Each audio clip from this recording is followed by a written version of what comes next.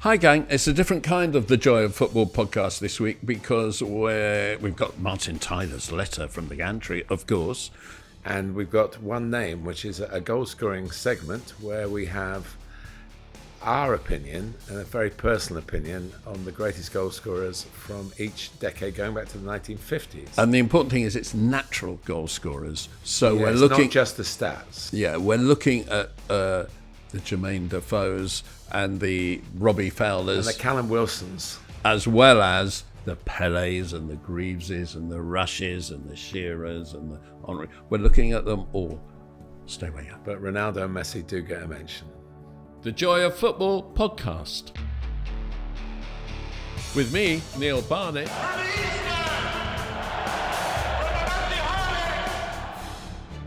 And with me, Martin Tyler. Looks Rashani! Rooney! Aguero!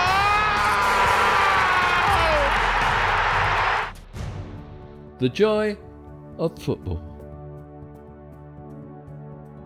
Hello, The Joy of Football podcast with Martin Tyler, the greatest commentator in the world, and me, Neil Barnett, goes a little bit single-minded this week because we're going to look at the most natural goal scorers throughout the last 60, 70 years of top-flight football in England and top-flight football outside England. So we're calling it the segment One Name, but in fact it's more than one name, but we're going to try and single it down to one name from English top-flight and one name from the rest of the world, the most natural goal scorer. Now, this isn't the greatest goal scorer. Well, this is where we're probably going to have some disagreements, Neil, and I'm sure the listeners and viewers will like that. But for me, the goal scorers that come off the pitch, whether they've won or lost and haven't scored and are devastated by it, the kind of goal scorers I've been sort of looking forward to see. Very good players who score goals. We've got plenty of them and we'll discuss them. Are they natural goal scorers? There are plenty of players at the top end of the game who score great goals, but are they great goal scorers in the sense of this appetite? Selfishness, you could call it, or single-mindedness, or whatever. And also that ability to get into the penalty area and sneak out the goal, natural finisher. I interviewed, I used to present a radio show with Giorgio Canaglia, the Lazio, Italy, New York Cosmos centre forward in the States. He grew up in South Wales. He did. He played. He grew up in Cardiff, but played for Swansea. And I said to him once, there were three of us presenting that day, and I said to him once, in your career, would you rather have lost 2-1 and scored the goal, or 1-2-1 and not scored?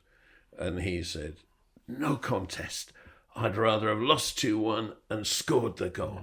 He said, because I'd have done my job. It's not my fault if the defenders haven't done their job. It's true. I mean, I was a wannabe striker in non-league football, and I guess I did want to win marginally more than score. But if we won and I didn't score, it wasn't the same, you know.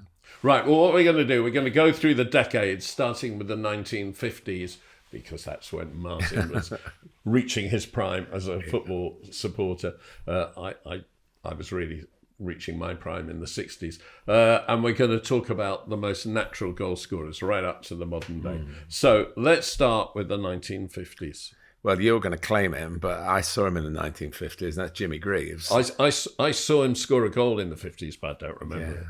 Well, he was, when Woking weren't playing, I went to Chelsea or Fulham, and I was lucky enough to see Jimmy play right at the beginning of his career, when he was a goal threat all the time on terrible pitches with a lot of tough tackling defenders who were allowed to get away with the stuff that would be bordering on criminal now.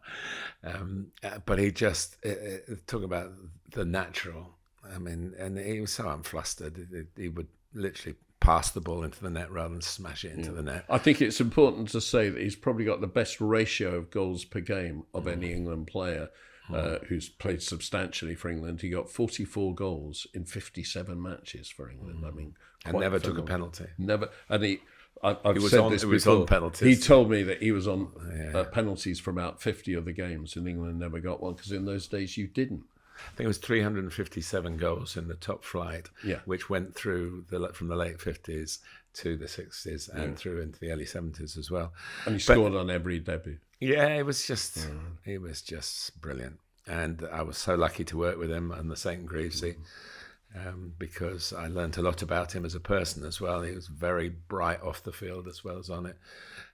Very dry sense of humour. Would always have a one-liner and always finish a little debate with a one-liner, like he'd finish the chances on the football pitch. You know, it's just a pleasure to know, and sadly missed. He didn't miss on the field very often. He would be, if we're talking about from this country, then he would be top of the pile. He made his debut as a 17-year-old in 1957 at Tottenham and scored. So he goes. He's my 1960s one. And Frank Blunston, who played with him at Chelsea, who was an England left winger, said that he played with him for 4 years, and he never really knew if he was left-footed or right-footed, because if you saw him running through, you could put the ball, you wouldn't have to think about which side you put the ball. You put the ball the side that was easiest for you, because he could finish equally with either foot, which I think is essential to a natural goal scorer. But he had the hunger as well, because you can be a very fine footballer, a two-footed footballer and a forward and attacking player. But if you feel gutted when you haven't scored, I mean, that separates some from the rest. And I think we've come across quite a few people who are great players in discussing this, who probably don't come under the category of natural goal scorers, but they tally up the goals. Yeah, he had the gift as well of being able to score any kind of goal. No, it was a joy to watch at that age, particularly. I do think if somebody emerges as a 17-year-old and then stays in the team and got moved to Italy, which was sort of historic in those days, it was a little phase where a few players went, and then brought back to Tottenham because he didn't really like it outside of London, and then to do it, and then he was ill, and he probably wasn't quite as good as Tottenham, although he was their record goal scorer until Harry Kane overtook it recently. He was still sensational, and it's the great shame of Jim was that he didn't play in the World Cup final. You know, Jimmy Armfield, England captain, England right back, and then a very renowned and respected football commentator and pundit and journalist, told me that Jimmy Greaves was the only player he ever came across who was the same player at 28 as he was at 18. And in a way, he was saying he didn't learn the other fineries of football because he didn't need to, because all he ever did was score goals. And there was that famous story by Danny Blanchflower, as captain at Tottenham, who said that Bill Nicholson, the manager, said to him one day, "I'm worried about Jimmy. He didn't work. He didn't raise sweat. He didn't really do anything this afternoon." And Danny Blanchard said, except he scored 4 goals. And that was Jimmy Greaves. Yeah. Well, I think we're going to talk about a lot of other great names, but for me, he might well be my number one. I couldn't agree more. Yeah. I couldn't agree more. But in that year, we're talking about overseas as well. And of course... Well, yeah, what we're going to do, we're going to cheat. Because although this is natural goal scorers, one name, it's actually going to be 2 names. One for the English top flight and one for the rest of the world. So Jimmy Greaves is your 50s and my 60s. You can't have a 50s because you weren't considered them, were you? Not really. My first game was in the 59, 60s. Well, you will have heard of Real Madrid and what they did in those. I saw the game on the highlights on television of the 7-3 in 1960. Yes. Well, in the 50s, Ferenc Puskás, through political reasons, who was the star of the Great Hungary team in the early 1950s. There was, talk about history repeating itself, there was problems with invasion. I don't want to go any deeper than that. And most of the Hungarian team had to leave the country. He went to Spain and got into the Real Madrid team because he was a great footballer. And he he bestrode it with Alfredo Di Stefano. The two of them just cut through, and they won. Once Puskas arrived, they had, I think, been 5 consecutive European five, Cups. yeah. And Puskas, and the one you're talking about, they shared the 7 goals between them. You know, so but Puskas had a left foot. He famously destroyed England at Wembley in 1953 with Hungary in the 6-3, a game that shook up the nation in terms of, my goodness, we thought we were the best in the world. Hang on a minute. And he particularly made it very difficult for the great England captain of the time, Billy Wright. He was a centre-back. It was a centre-back Centre-half. who got beaten with a drag back in one of the goals. And I was lucky a few years later that Puskas recreated that for a few journalists and the cameras to show that he could still do. He became a coach, and he was a great football man. So I think, you know, that you could drop a few other names. Just Fontaine got 13 goals in the 1958 World Cup finals, which is outstanding for France, yeah. And he probably deserves a mention. That's still the record, isn't it, for one World Cup? So, yeah, I think they would cover the 50s from my memories. Okay, into the 1960s, and Jimmy Greaves would have to be challenged in the English top flight by, first of all, Dennis Law. But others, you've got others. Yeah, I agree with you, Dennis Law, totally. There's a perfect blend between Bobby Charlton, Dennis Law and George Best, because they all had different main skills. You know, Bobby would come from deeper, and of course his wonderful long-range shooting.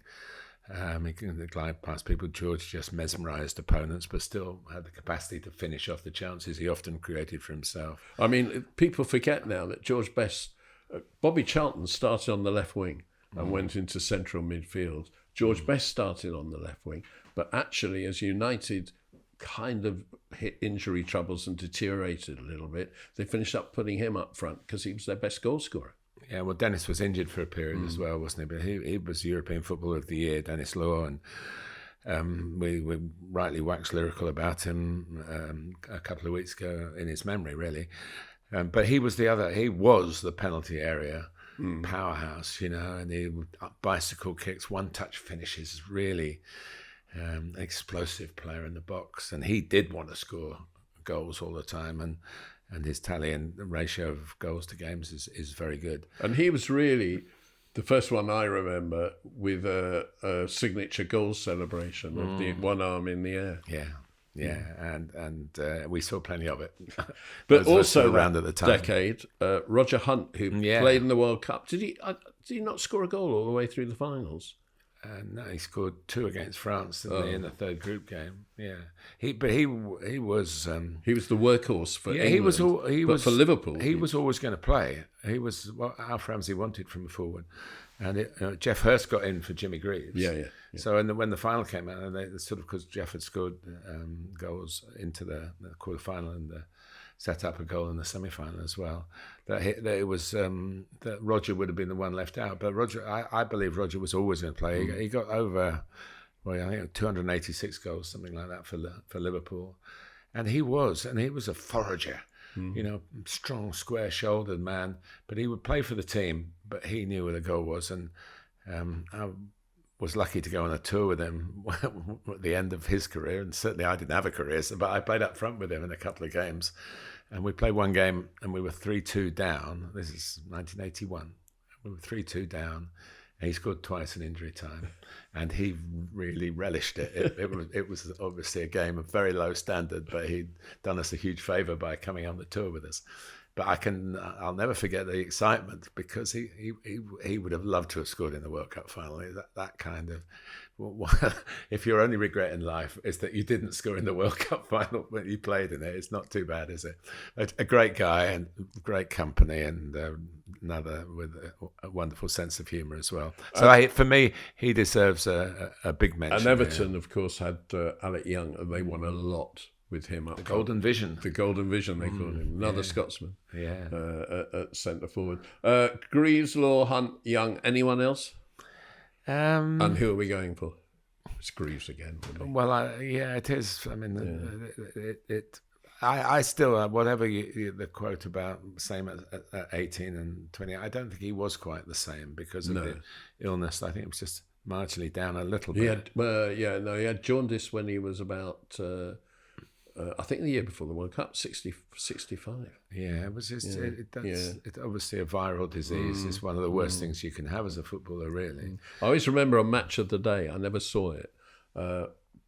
Tottenham, Manchester United, which was a huge game. Bobby Charlton ran through and scored the winner from like 30 yards past Pat Jennings with a 2-1 victory for United. And as he ran back to the centre circle, through the centre circle, Charlton, Greaves was standing there waiting for the kickoff again, and England colleagues, and he just shook his hand, Greaves, as he walked past. Respect. Just to say, Yeah. Wouldn't happen now. I don't know. No, I think it might happen now. I do. Okay, that's the 60s here. 60s outside England's top flight. I've got two names, two of the biggest names possible: Pelé and Eusebio. Well, in the last podcast or the one before, I won't have any argument about Pelé, the greatest player that in my lifetime that I was actually and greatest goal scorer. Well, I think so, because the record is a little bit blurred because some of the games, these Santos tours that he went on, whether they were counting as proper first team games, but goal scorer. He was brave. He had all the physical capabilities. He was a shortish man by standards, really. He's 5'7", another one, but a wonderful leap. And his also playing because Messi's had to go through it a bit now, maybe Ronaldo as well. The expectation of people went to watch Santos because of Pelé, although there were lots of other good Brazilian players in the team. And on these world tours, if people don't quite remember, so they'd play their league games, and then to raise money, they'd go off around the world. And so the players were playing pretty much 52 weeks of the year. And so and Pelé survived all that because he had the perfect frame for it, but it didn't dim his appetite for goals. So the goal he scored in the World Cup final in 1970. In 58, where it was the skills, the little chip over the defender, the turn, and the finish. But he was a teenager, But in seven, and the last World Cup final goal by a teenager, until Kylian Mbappe in 2018. But the goal in the 1970 final, he leapt like a born centre forward, not a inside forward, which is what he was. He was a genius, and also, again, I say this so often, but I'm telling the truth. Just a charming person. Yeah, but Eusebio was a great player. Eusebio was Benfica, also a great player. European Cups, Portugal semi-finals. He's definitely in the envelope. Yeah, but hardest shot imaginable. Up there with the hardest shots ever. Yeah, and he was the leading scorer in the '66 World Cup, wasn't he? We're talking about, and he scored against. He's the first player to score against England in the tournament. Yeah, with a penalty in the semi-final. So he's. I think he brought a lot into the maybe isolationist thinking of English football fans, the shock of 53 had sort of passed by. The fact that England hadn't won the World Cup in 54, 58 or 62. People were learning, and television was showing, of course, the best of the rest to the rest of the world. And then there he was in front of us, up and down the country. 1970s. Now, this was an age, really, a decade where there weren't natural goal scorers in the top flight. I've got four names. Francis Lee, who led the Manchester City line. But he was a converted winger. He was. But he did get a lot of goals. He did get a lot of goals. And he got a lot of... He finished well. He was a hungry player. Yeah. Leeds' Alan Clark, who never quite solidified a regular England place, maybe because he was the natural goal scorer and not the great footballer. He was, when I went to Yorkshire Television in 1976, I got to know Alan pretty well. He ended up managing Leeds United. He was manager of Barnsley at the time. He got them. It looked as though he was going to be a fine manager as well. from a great footballing family. I think one of the 5 brothers all played league football, and he was obviously the cream of the crop. But it came through at Fulham and got transferred. I saw him play at Fulham in one of my sort of non-Woking weekends. But he was a goal scorer. He had a little bit of a streak about him. He didn't take any prisoners. No, him and Mick Jones up front for Leeds. Yes. You were in for a game. But Mick was sort of big and wholehearted and brave, and Alan was sneaky. A little bit sneakier, but he was a terrific. Scoring a goal still remains the hardest thing in football, and so I look with such admiration, having tried in non-league football to be a goal scorer. You know how these guys do it, and right place. We'll come on to somebody who I think articulates it better than you and I can, and maybe we'll get him one day to talk about it for us. But there is more than just a knack. There's a bit of instinct. But if you think about it and look at study the game, and some of these guys have studied the game, and they know where the percentages are. So, and that's what gets you ticking over, keeps you ticking over with goals. I've got 2 more names on my list here. Kevin Keegan, who I wanted to throw in because Liverpool were just building themselves into the iconic club that they became for 20 years. But he was a workhorse. He worked harder than anybody to make himself a player at Scunthorpe. But would you say he was a natural goal scorer? Well, he had a wonderful empathy with John Toshak, didn't he? The tall man and the small man. And they read all those flicks and touches, and we did. I remember on television we got them to try and guess things behind them, facing opposite directions. These are one of these games where you show that you're like Mr. and Mrs. really, and that was a good period for Kevin as well. And he scored plenty of international goals, but I wouldn't say his game was totally based on being a goal scorer, but it was on really, really giving. I think it's the expression we use a lot now, the best version of himself in every game. He was a driven goal scorer, but I don't think it was technically. But he got some very important goals, and has the medals to show for it. Trevor Francis, first £1 million player in England. Superboy at Birmingham. So he was on his debut at 16. He was of the 70s.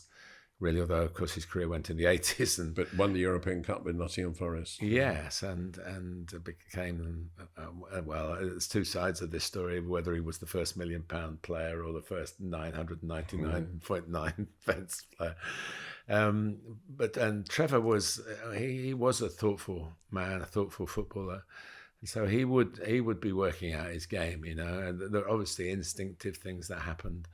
When you're that young, you're just playing football, aren't you? Most of us be playing with our mates or in some youth team somewhere, and he was playing for Birmingham City's first team. And I think he was always behind Keegan in the pecking order for England, and he never quite became. In the '82 World Cup, he was the star. I mean, Kevin obviously was injured, but he was in the squad. But it was all about Trevor, and I worked on that '82 World Cup, and.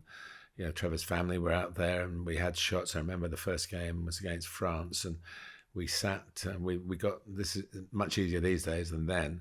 And bearing in mind, it was the coverage, the general coverage work that we found where Trevor's wife Helen was sitting, and so that when Trevor did anything again, we had to cut to her. It was trying to be one step ahead of the opposition, really.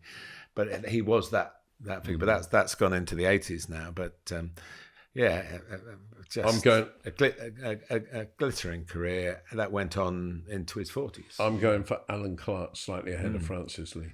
I would go for Alan Clark, really, just because that was more about his game, and probably one of the. I mean, England would have qualified for the '74 World Cup if he and one or two others, or several others, had just. Had better luck on the night in the Poland game, which finished as a draw. And my job the next day was to cut together for the football preview program the following Saturday, so the Wednesday night international, all the misses that England had, and including Kevin Hector, I think won maybe his only cap or one of two caps, who came on. He was a goal scorer with Derby and then their success under Brian Clough, and Alan Clark was in the thick of that, and he might have scored England's goal that night, I think. Anyway, Hugh Johns, who was the commentator for ITV, was really wrapped up in the narrative of England. If they didn't win, they were not going to qualify. And when there was a ball drop for him, and he went, "Clarky!" Never happened. And it never quite happened. Okay, Alan Clark it is. Overseas, I've only put one name down. Yeah, because there is only basically one. he is the Jimmy Greaves of Germany. And he is arguably, you could say, the most natural goal scorer of all time is Gerd Müller. Yeah, Bayern Munich won the European Cup a lot. He scored the winning goal in the World Cup final in 1974. He'd had good World he Cups. knocked England out of the World Cup in 1970. Yeah. But he wasn't like Greavesy in the sense he'd glide past people. But in the box, he had a stocky frame, so he could roll defenders. You know, I wouldn't call him stocky. I call him fat. Well, Jimmy Greaves said he wasn't fat, so it's the end of your comparison. But yeah, he was. But he had strong hips, and it was great for. He didn't have a touch outside the penalty area. He didn't have a good touch. Didn't need to really. He just lived to score winning goals. Yeah, and it was. Unbelievable. And when that chance, when England had been 2-0 up in the quarter-final in 1970, it fell to him. You were saying goodbye to the competition and the holders were out, you know. And then, of course... I mean, we've had Lewandowski at Borussia Dortmund and Bayern Munich, his career in the Bundesliga breaking records. And in fact, the last standing record that he broke was Gerd Müller's, because it had lasted so long. Yeah, I mean... He was just expert at what he did, and everybody knew what he did, but stopping it was another matter altogether. But he was simply a penalty area player. Yeah, and that's what I think. That's what we said at the beginning about semantics here. But he's the kind of player that lived and breathed for scoring goals. That was definitely his job. Right, let's move on to the 1980s, and this is where really a lot of goal scorers come into their prime, because we have Ian Rush, Gary Lineker, your mate Andy Gray, John Aldridge, Clive Allen, 47 goals in one season for Tottenham. 49 goals. 49 goals. Sorry, Clive. Took two off there. You'll kill me. Tony Cottee, who led that West Ham drive up to third place and then went to Everton and did so well. I mean, there were a lot of these guys. Did you mention Ian Rush? Yeah, he was my first one. Oh, yeah. And Ian Wright, of course, started in that in the 80s Palace as well with Crystal Palace. Yeah, I mean, I mentioned earlier about someone who could talk to us about the percentages and positioning yourself, and that would be Gary Lineker, who I think could do a thesis on helping. They say you can't coach goal scoring. The actual putting the ball in the net is probably pretty hard to coach. If you've got good technique and you know the positions, you'd have a good chance. It's knowing the positions, because how often do you see players go and run into the box and they're nowhere near the ball never comes, or there's a flick on and it never lands for them, but it will land for a Gary Lineker. It will land for a Tony Cottee. It will land for an Ian Rush. And I think Gary, he hints on it because he's presenting and obviously got other people to talk to, like great goal scorers like Alan Shearer. But I always sense that Gary knew the geometry of goal scoring. And he was another one whose touch outside the penalty area. He didn't want to be outside the penalty. Poor. He started as a right winger, actually. I saw him play for Leicester when he was a kid, and Leicester put a lot of kids into the team in the early 80s. And that's where he was, but he knew. And he was forced out there at Barcelona because they weren't as taken with the English as the English were. No, and the other thing about Gary, I always got the impression that he didn't want another forward anywhere near it. That he wanted to be the one to read the play, and if someone was standing in the space where he knew the chances are the ball would go, it mucked his game up really. So I think he should be commended for what he did, but also I think if there was a a degree course on goal scoring, he'd be my professor of it. So if he's looking for more work, which he might be, I'll try and set up. But Ian Rush, Liverpool, every defender I know who played in the 1980s tells me that Ian Rush wasn't only the best goal scorer, he was also the hardest working forward against the ball in the contemporary way. Yeah, his metabolism, his athleticism.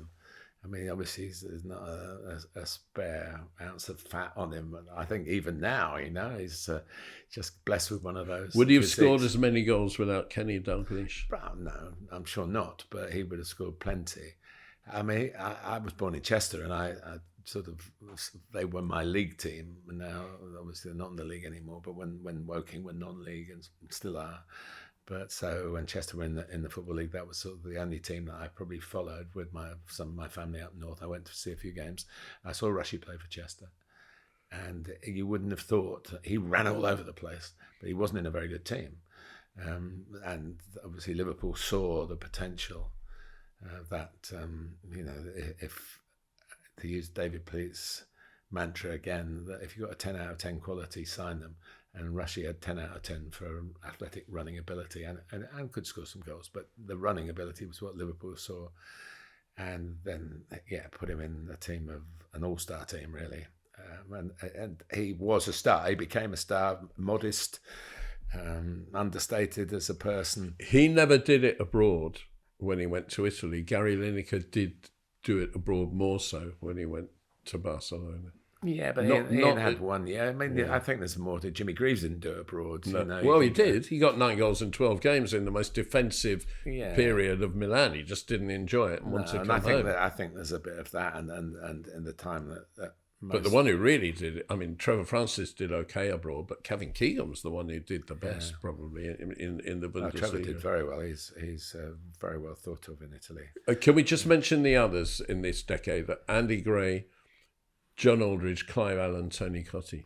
Well, Andy was really a star in the 70s when he came down from Scotland and got into the Villa team and was PFA Player of the Year and Young Player of the Year in the same season, which was amazing. That was just a barnstorming centre forward. Yeah, and not that much taller than Pele. No, but brave, absolutely the ultimate in bravery and hunger for goal scoring and art.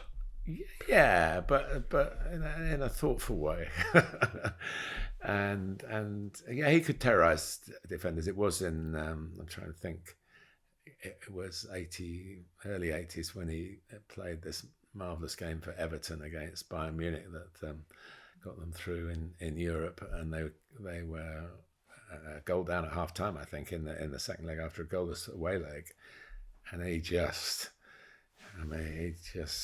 bludgeoned his way through and bludgeoned Everton through. It was the referee was pretty compassionate, I think, for Everton that night, but he was terrific. And again, as somebody who understands the game, talks brilliantly about the game, still doing that, and definitely deserves a mention. And he would have done more, but he paid a price for the way he played the game with injuries. So his career didn't. John Aldridge succeeded Ian Rush, and then was succeeded by Ian Rush in a way when Rush came back.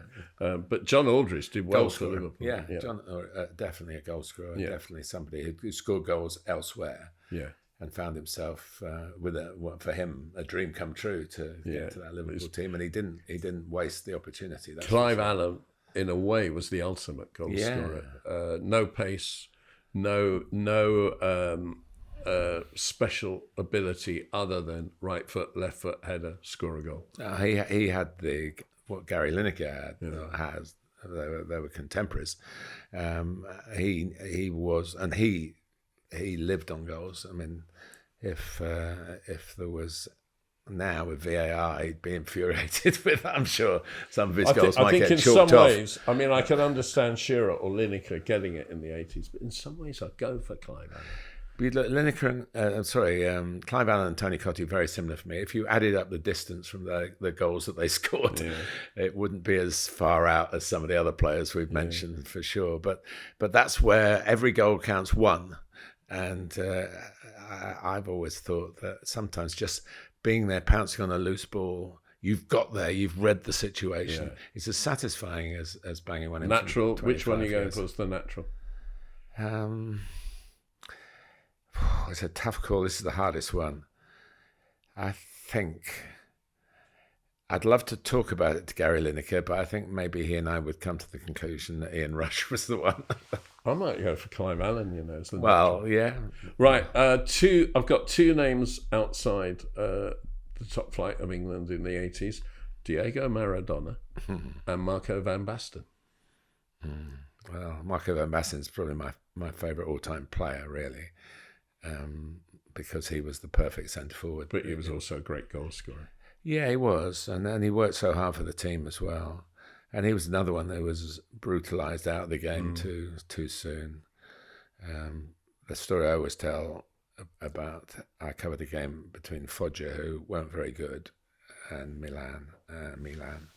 And they were 7-2 up with, 90 seconds to go or something like that. And Marco van Basten ran back into his own half, won the ball, and drove upfield and made it 8-2. And a lot of players wouldn't have bothered doing that. So I think that tells you about his appetite. But he had, he had an artist touch as well. Yeah. Really. I don't think Maradona was as much of a goal scorer as Pele. No. They're always. I mean, he had lots of. Obviously, he was one of the all-time greats, and he had lots of qualities. Goal scoring was one of the qualities, but he was one who maybe didn't score as many goals. Well, you tend to remember the ones that he scored for all sorts of reasons, but mostly because of their brilliance. I would also throw into the mix, and it's just a thought on the hoof, really, Michel Platini, who was from a deeper position. And I was lucky enough to be in the stadium for his back-to-back hat-tricks in the European finals of 1984, which France won. I think he scored 9 goals in that tournament, quite a short tournament. So he probably of a different type. We've had Brian Robson around this era, Frank Lampard to come, Steven Gerrard, players a different type of goal getting, and they wouldn't be in the team as goal scorers, but they would score goals. And for Platini, his scoring record, I think obviously Olivier Giroud has overtaken it now, hasn't he? But by playing a lot more games. So it's he definitely. Who are you going for as your overseas then in the 80s? Van Basten. Yeah, so am I. Right, into the 1990s.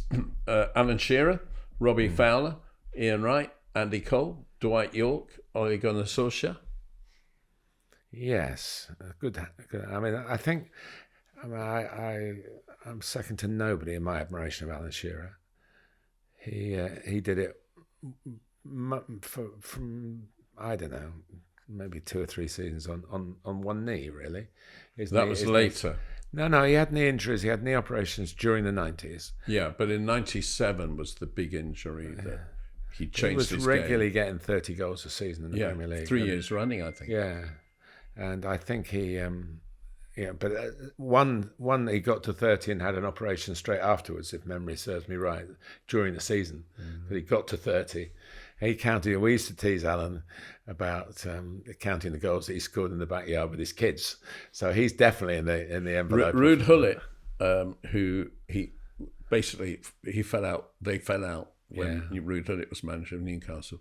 Ruud Gullit never rated him, and he said to me once, Ruud Gullit, I don't see why everyone in England loves Shearer. He hasn't got a trick. I said, he's got one trick. He said, what's that? I said, he gets the ball 30 yards out and he puts it in the net every time. I said, it's infuriating. He always does it against us. If I did my all-time opposition 11 to Chelsea, he would be centre forward from 92 to 97 era, for that era, all-time, without any second thoughts. He was that good for those 5 years. He did score 20-odd goals for Southampton outside the Premier League as well.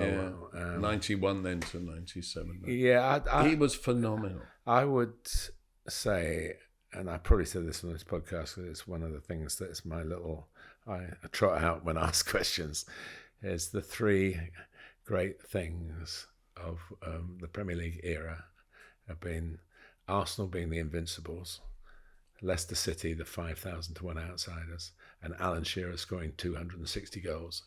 For me, they are standing in 30 plus years of wonderful football and great achievements, but those three are the tops for me. So, yeah, I mean, Andy Cole, of course, is a predecessor at Newcastle who was more of a fox in the box and was definitely got his goals from closer in than when I'm talking about distance, overall distance. Alan got plenty from outside the box, didn't he? But Robbie Fowler was a really, really gifted finisher.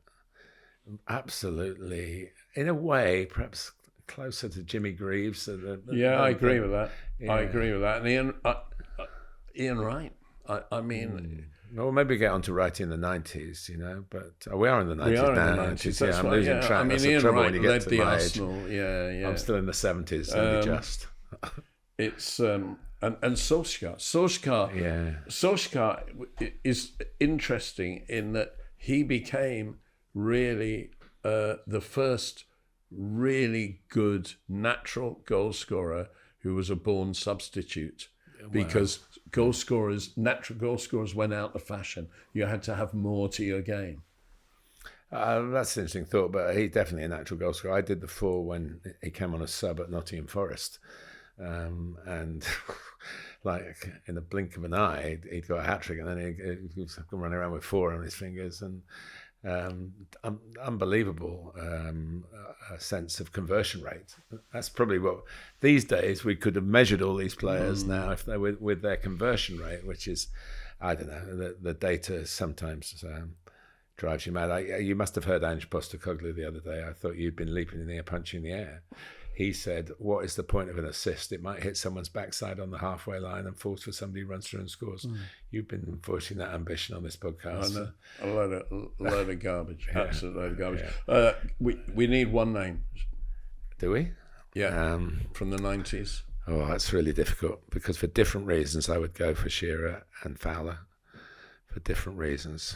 We didn't mention Dwight York. I mean, no. And Dwight obviously came from a different background and fitted in straight away at Villa and pushed his way through to becoming a star at Old Trafford as well.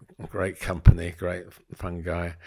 We could maybe just carry him into the noughties, I don't know, but I'm going for Big Al because I've been a devotee, but Robbie Fowler, I'm sorry. You were really great. Overseas, it wasn't a great era overseas. It was the era of the all-round footballer coming in. You've got to talk about Ronaldo, the phenomenon, yes. Who was a teenager for most of it, but was really beginning to hit home at Inter Milan. But he won the World Cup in the noughties, didn't he? Yeah, so, but Romario was the Brazil forward. He was kind of the last of that breed, really, the goal scorers who hung out and put the ball in the net, which he did throughout the 2004 World Cup, the 1994 World Cup, except in the final, which was 0. Yeah, I mean, I don't think anybody leaps off the page. No. For that period of time, probably we thought Patrick Kluivert might, but in the mid 90s, suddenly as a teenager, and that's when Ajax were still producing excellent players, and then they're still producing them now, but it's a far more competitive market. No, I'm going for Ronaldo. Yes, right. 2000s. Thierry Henry, Michael Owen, Ruud van Nistelrooy, Frank Lampard, midfielder, Didier Drogba, Wayne Rooney, Jermaine Defoe, Kevin Phillips. A lot.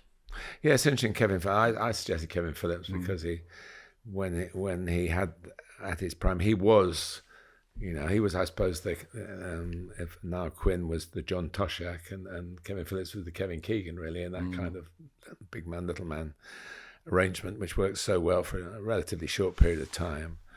Jermaine Defoe, who was another one who suffered the bench a lot for being a natural goal scorer. Yes, I suppose. Yeah, but Jermaine always believed, and quite rightly, I think, believed that he had more football to offer than being just a goal scorer. You know, that he could hold the ball up, despite not now. I mean, he wouldn't be called a false nine, would he? But the false nines are the same shape as him, really. This was also the era. Well, you have to say the 2000s when English football stopped playing two up, and the little man like Defoe wasn't always liked by the managers as one up. Yeah. Yes, I mean, it is. Michael Owen was still doing, but he was obviously abroad for a period. Michael Owen always wanted Emil Heskey next to him, didn't he? Yeah, well, that you can understand that.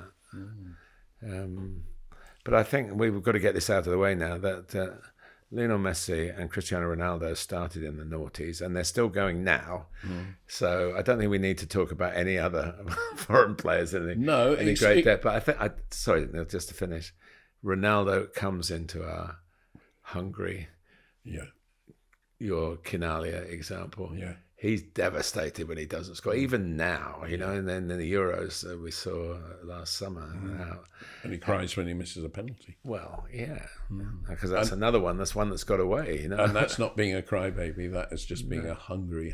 Yeah, and that's what's driven him. I'm sure the feeling of scoring a goal is just amazing, especially if it's an important goal. That you imagine Danny Welbeck, who scored a lot of goals, and then he's just scored at Newcastle to put Brighton in the FA Cup quarterfinals in right at the end of the game, and that feeling is it's just impossible to describe, but it explains why certain numbers of footballers who get hooked on that drug, really. Can we mention two other overseas players in the 2000s?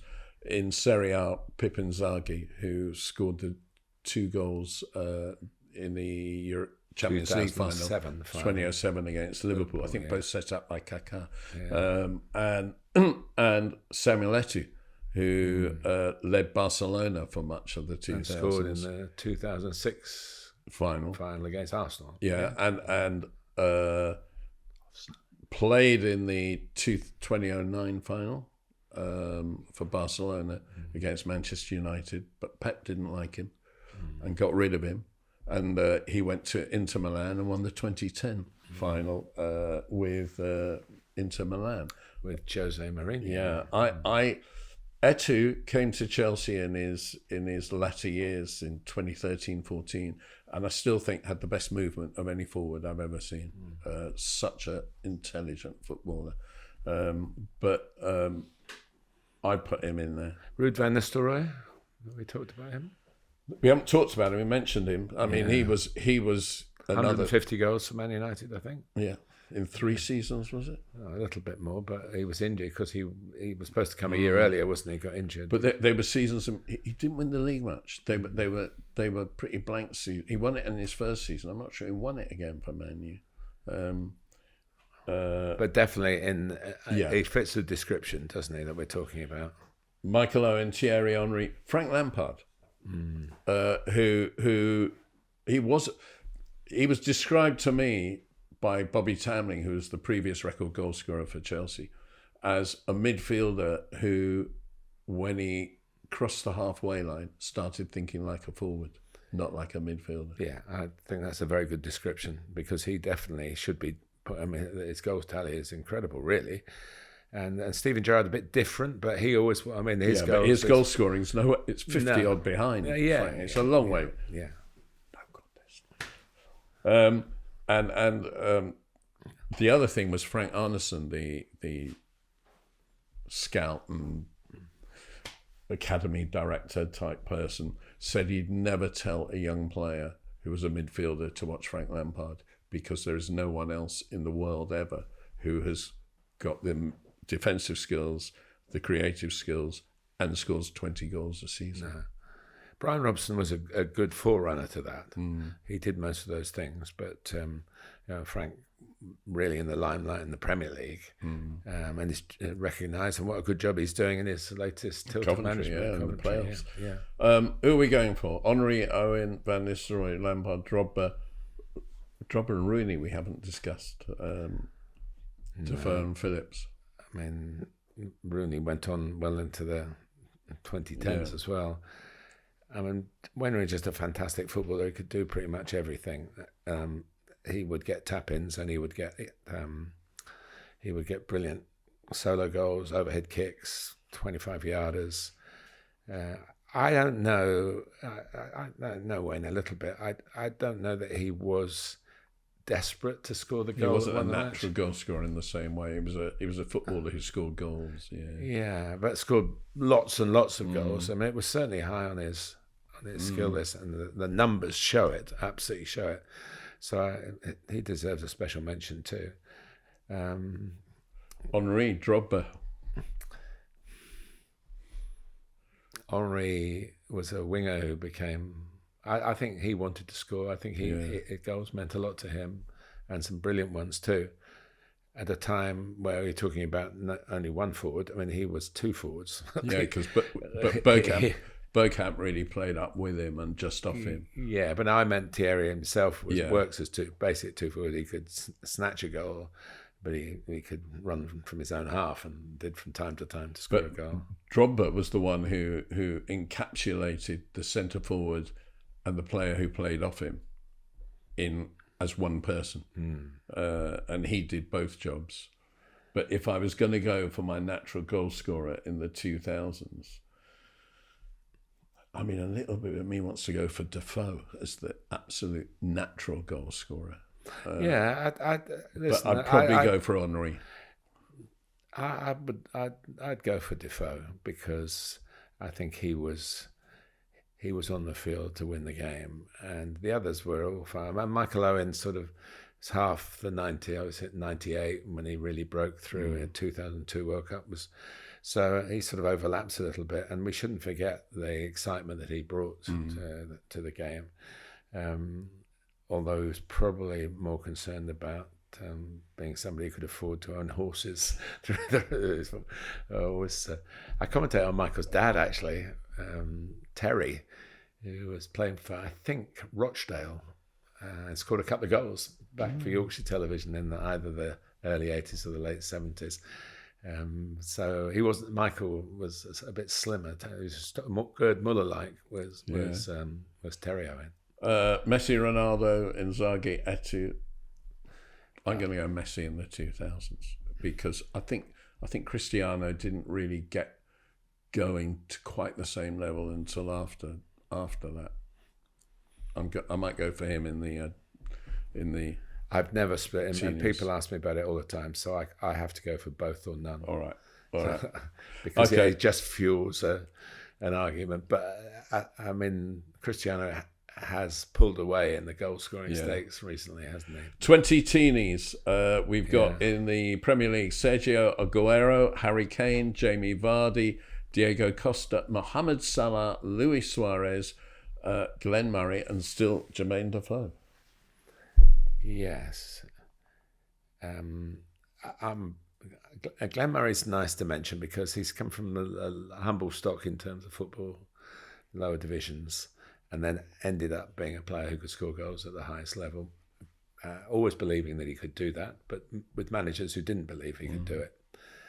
And he deserves. So did credit. Jamie Vardy. Exactly. In a different way. Yeah. He came not from humble stock, but from Stockbridge. And I saw him play the other night, and he's still doing the same runs, and he's still trying hard in obviously a much inferior team to the one that he won the league in. But he I don't know what the conversation was like with Van Nistelrooy when he took over, but Jamie broke Ruud's record, didn't he, by scoring 11 in a row? So I'm sure there's a bit of one-upmanship there. Aguero, I think, was a very underrated player. He never got in the. I don't think he ever got in the PFA 11. Is that right? I didn't know that. No. Harry Kane, we all know about.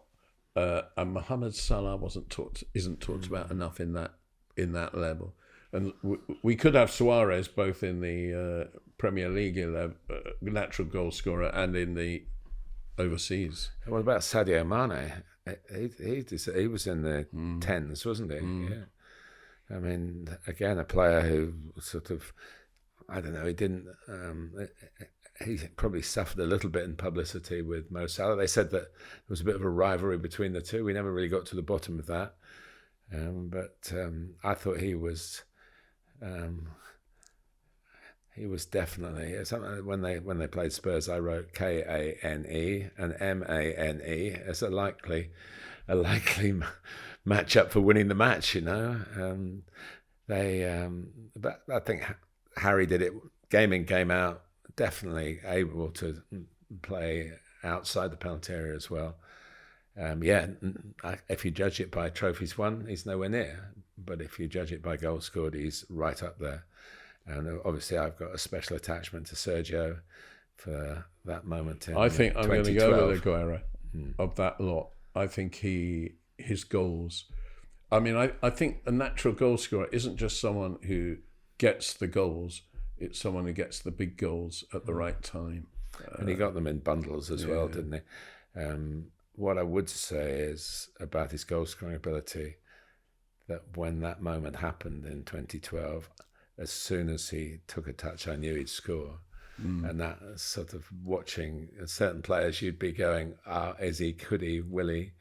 But it was just an absolute cert. And with apologies to Harry Kane, whose numbers are fantastic. Sergio's special to me, understandably, perhaps. Overseas, Messi, Ronaldo, and two others thrown in. Robert Lewandowski and Zlatan Ibrahimovic, who did keep winning the league every year wherever he was.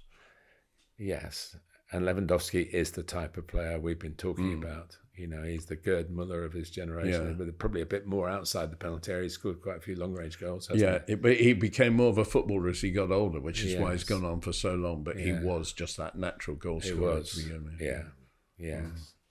I mean, if we, because we've got to cut, we can't just say Messi and Ronaldo, and that's all I'm ever going to say, them to join together. So if you want an outright one, I'll go for Lewandowski, because he's I've seen him play all the way through.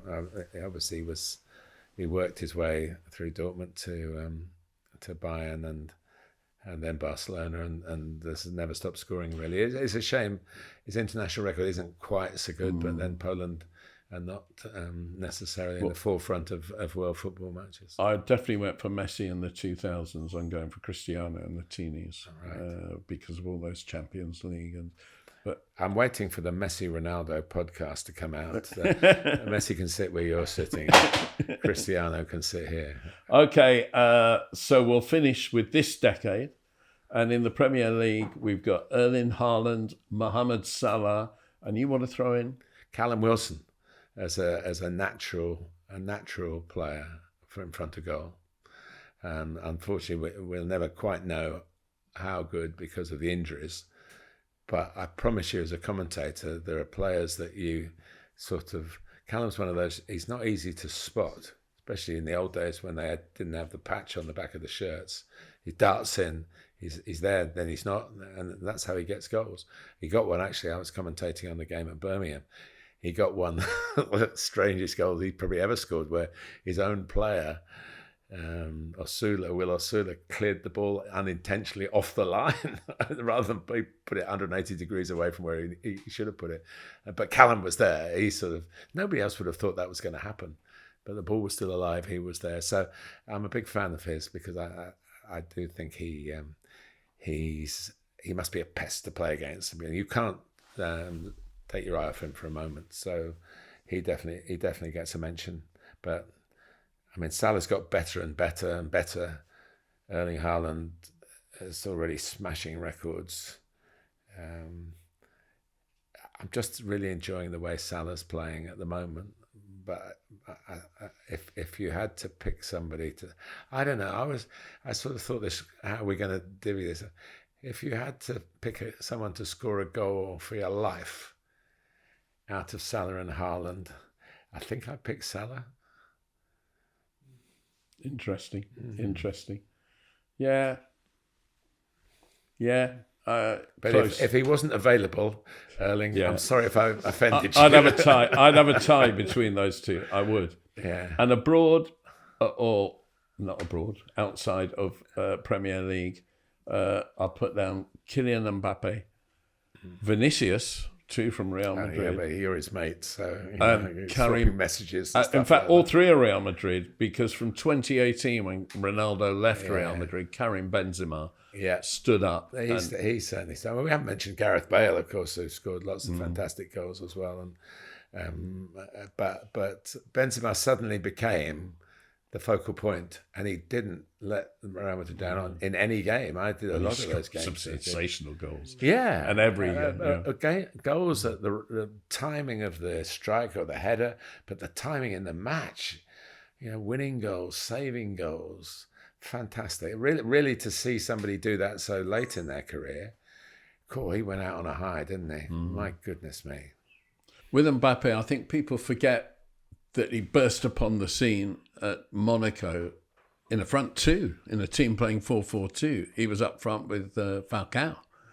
And he, as we said earlier, was the first teenager to score in a World Cup final since Pelé. And then on top of all that, it's not just the goals, but in his mid-20s, he's moved to centre-forward like Messi did at Barcelona. The thing is, Messi was getting 50 goals a season, and he's not suggesting that at the moment. But he was the Golden Boot winner in the last World Cup, and I thought should have got the player on the World Cup, but that's a different issue. He misses a lot of chances as well as scores them, doesn't he? The old adage of never being afraid to miss is part of the psyche of being that single-minded person, the goal scorer that you can really rely on. And if you get disheartened by missing a couple of chances early in a game and you don't produce over the rest of the game, then you're not the kind of people that we're talking about here. We're talking about the ones who, okay, I've missed that one. Where's the next one coming from, And a lot of the people we've highlighted here just pick themselves up, dust themselves down, and go again. It needs a lot of strength of character, because you get the groans from the crowd if you fluff a particularly really good chance. But it's always been said, certainly in my football world, that you've got to be in there to miss it. So many players never get chances in games, and they're the ones you worry about. So far this decade, Mbappe, Vinicius, or Benzema? I loved what Benzema did to round off his career. So I think just because of the matches we're looking at and the attitude that we're looking at. I mean, Mbappe's a fantastic player, and I've been lucky enough to, sort of late in my broadcasting career, be there for some of his great moments, including the 2 World Cup finals. So, but I just thought Benzema grew into. He's probably always been like that. And when he was in France, he was a hot prospect, and then he obviously had some problems off the field as well. But he finished with a real flourish. So, because we're looking at a shorter span, really, aren't we? Particularly in this decade. So, yeah, Karim for me. Yeah, I'll go Kylian and Vinicius level. Close though. It's all close. Yeah. It's all close. Well, you get messages from them on your personal social media stuff, so you can't vote against them. Right. That's it. Natural goal scorers from 2 unnatural broadcasters. Okay. I hope not. One who probably wasn't a stray. You were a goalkeeper, weren't you? I was when I played. Yeah. I wonder how you'd have dealt with all these natural goal scorers coming at you. Me? I'd have turned them all into natural misses. You'd have certainly given them. We've only got time. Shut up. We've only got time for one other segment this week, and it is start talking. Martin Tyler's letter from the Gantry. Letter from the Gantry. I hope it's worth the wait. Thanks, Neil. The London Stadium is far from my favourite football ground. The commentary position is far away from the pitch, with the need to peer over the athletics track, for which, of course, the stadium was constructed in the first place. Yet there is something very warm and endearing about covering West Ham games. As I did for their recent win over Leicester City, I'm scheduled to be back there on an upcoming Monday when Newcastle United will be in town. The stadium has plenty of space for hospitality, and one attraction on offer as well as the match is the presence of former players to chat with the fans. It happens up and down the country, of course, but West Ham United do it particularly well. The press room for these ambassadors is now their dressing room, not that there's any changing into kit, but there is a sense of a warm-up for their social skills as they prepare for their individual assignments. They all love a chat. I've commentated on matches involving almost all of these ex-Hammers, and nostalgia reigns for a good while before the responsibility of that evening's broadcast means a refocus on the present rather than the past. My co-commentator for the Leicester game was a key member of the Foxes squad, which won in chronological order the Premier League, the FA Cup and the Community Shield. Mark Albrighton only retired at the end of last season. He's 35 and I was able to introduce him to the ex-West Ham players, most of whom he'd never heard of. There were a couple of exceptions, of course. The two youngest, Matt Jarvis, very much a friend of the joy of football, who's a couple of years older than Mark. That was a case of wingers reunited. And Paul Konchesky, now 43, who was a Leicester City teammate for a while. The rest was a Hammers history lesson, which I thought I would share with you. At the other end of the age range, 81-year-old Brian Deere, a forward from the 1960s, playing alongside West Ham's holy trinity of Bobby Moore, Geoff Hurst and Martin Peters. In April 1965, almost 60 years ago, Brian scored 5 goals in a 20-minute spell either side of half-time in a First Division match against West Bromwich Albion. The following month, he was in the Hammers 11, which won the European Cup Winners' Cup at Wembley. Alan Taylor, who's 71, has hardly changed from the fresh-faced forward who also achieved a remarkable scoring feat for the East London club in 1975, 50 years ago. 2 goals in the FA Cup quarter-final to beat Arsenal, 2 in the semi-final replay against Ipswich, and 2 in the final itself to defeat Fulham. No other Hammer scored in those 3 vital games. Their FA Cup goal scorer prior to that was Keith Robson, who'd netted in round 5, and he's an ambassador too. His claim to fame are goals in the semi-final and final of the 75-76 Cup Winners' Cup, which his great pal Alan Taylor had earned qualification for with that 6-goal salvo the previous season. Keith also 71 now, but you would never guess it. West Ham won the FA Cup again in 1980 as a Division 2 side, and from that team, midfielder Jeff Pike, who's 68, and Scottish right-back Ray Stewart, now 65, were in ambassadorial attendance. Both were first-team regulars for over a decade. Jeff steeped in the footballing philosophy of the club. Ray renowned for his explosively powerful penalty kicks. He took well over 80 and had a 90% conversion rate. He talks fondly of a Wembley penalty success at the 1981 League Cup final, when he fooled the Liverpool and England goalkeeper Ray Clements by side-footing instead of blasting a late West Ham equaliser from the spot to earn a replay. Tony Gale has been a long-time friend and commentary colleague, and he still mixes his stints on the mic with mixing in the London Stadium lounges. Another 65-year-old, he was a cornerstone of the side, which ended up in 3rd place in the 85-86 First Division campaign, the club's highest ever finish. Tony started all 42 league matches in that historic season and helped in defence by a youngster who nailed down a spot in the second half of the campaign. George Paris, who has now turned 60, was suddenly a star back then. I went with a film crew to interview him at his family home for the 1980s favourite television football show Saint and Greavesy. Always nice to reminisce with George about that. There was a television connection too with ex-goalkeeper Jimmy Walker, who spent 5 years with the Hammers between 2004 and 2009 and was another back at the club on this particular evening.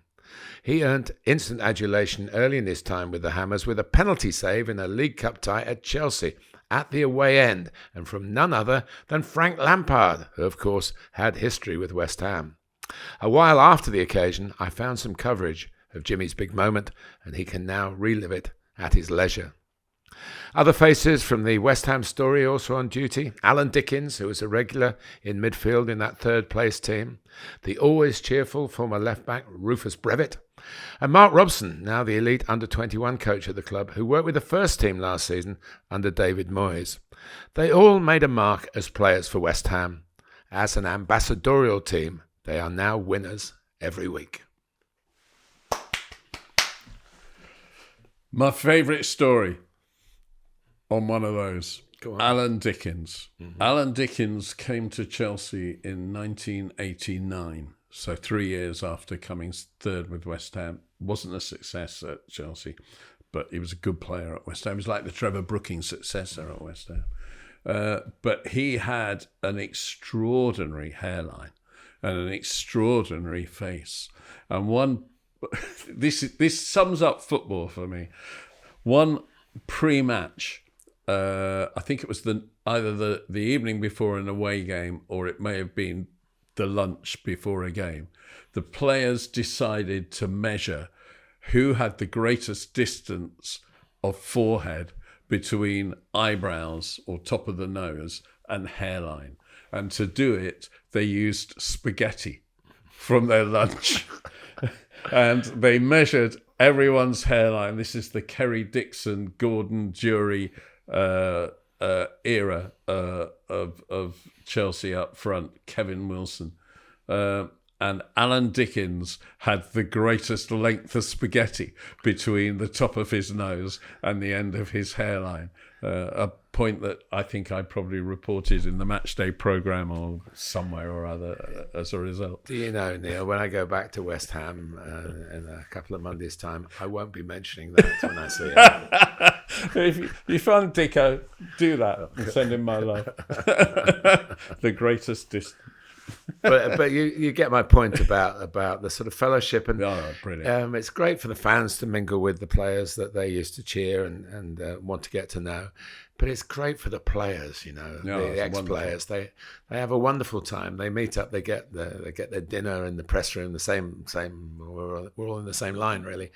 And for evening games, they get their lunch, I suppose, for the Saturday afternoon games. But their intermingling is part of the fun. Watching them reuniting, and obviously it's not always the same guys every week. I've seen the likes of Jimmy Quinn in there and Martin Allen, and but it's just because West Ham is a sort of it's a standalone club. I know it's in the capital, but it's got very much its own identity.